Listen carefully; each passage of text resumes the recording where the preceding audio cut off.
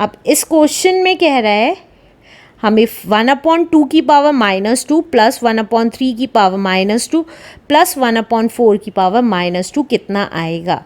तो क्वेश्चन लिख लेते हैं 1/2 की पावर -2 प्लस 1/3 की पावर -2 प्लस 1/4 की पावर -2। तो देखिए पावर पॉजिटिव करना है तो डिनोमिनेटर वाला 2 न्यूमरेटर में आ गया और 1 डिनोमिनेटर में चला गया, तो पावर पॉजिटिव हो गई। इसी तरीके से 1/3 को हम क्या लिख सकते हैं 3/1, इसकी भी पावर पॉजिटिव हो गई।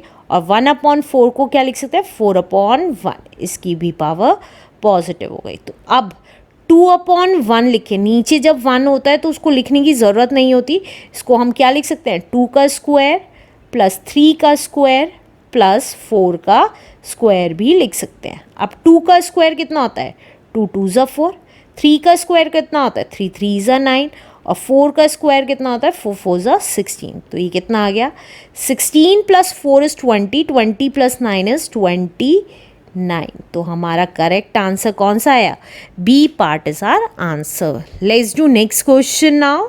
अब इस क्वेश्चन में हमें सॉल्व करना है किसको 6 की पावर -1 प्लस 3/2 की पावर -1 होल की पावर -1 को। अगर आपने इससे पहले के क्वेश्चंस नहीं देखे हैं तो प्लीज़ उनको ज़रूर देख लें, उसका लिंक मेरे डिस्क्रिप्शन बॉक्स में गिवन है, या आप मेरी साइट www.elearnmaths.in पे जाएं, सिंपली क्लास क्लिक करें, बुक क्लिक करें और ड्रॉप डाउन के थ्रू किसी भी चैप्टर की एक्सरसाइज का प्लेलिस्ट देख सकते हैं। तो अब देखिए 6 की पावर -1 को कैसे सॉल्व करेंगे, यहाँ 1 लिख लेंगे। अब जो डिनोमिनेटर वाला 1 है वो न्यूमरेटर में चला गया और 6 न्यूमरेटर से डिनोमिनेटर में आ गया। इसकी पावर 1 लिखें या ना लिखें बात एक ही है, प्लस अब देखिए यहाँ पे डिनोमिनेटर में 2 था तो न्यूमरेटर में आ गया और 3 न्यूमरेटर में था तो डिनोमिनेटर में आ गया, होल की पावर -1। अब इसको क्या लिख सकते हैं 1/6 + 2/3 लिख सकते हैं, होल की पावर -1, क्योंकि किसी की भी पावर 1 होना मतलब वही नंबर आ जाना। अब फ्रैक्शंस को सॉल्व करना हमने सीखा था, 3 और 6 का क्या लेंगे हम एलसीएम लेंगे 3 और 6 का। तो देखिए 2 से गया 3 एज इट इज़, 2 3 ज़ा 6, अब 3 1 ज़ा 3, तो एलसीएम कितना आ गया 6 आ गया, तो हमने एलसीएम लिया 6।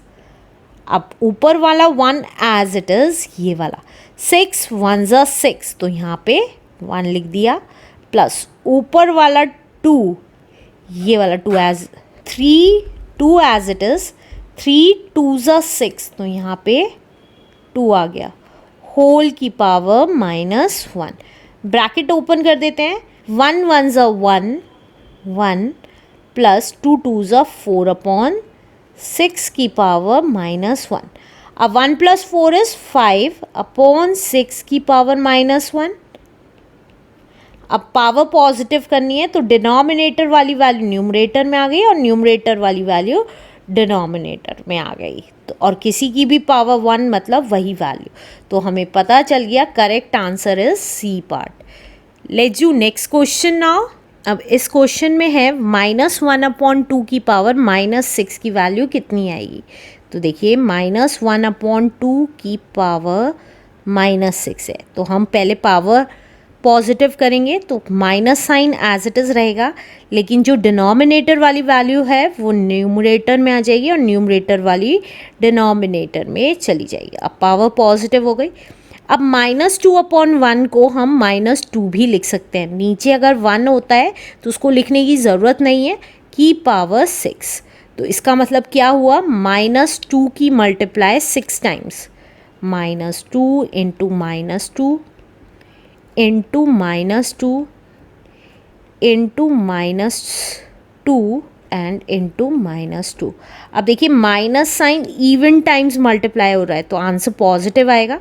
अब 2 2 ज़ा 4, 4 2 ज़ा 8, 8 2 ज़ा 16, 16 2 ज़ा 32, 32 2 ज़ा इज 64। तो हमारा करेक्ट आंसर कौन सा आ गया, B part is our correct answer. Let's do next question now.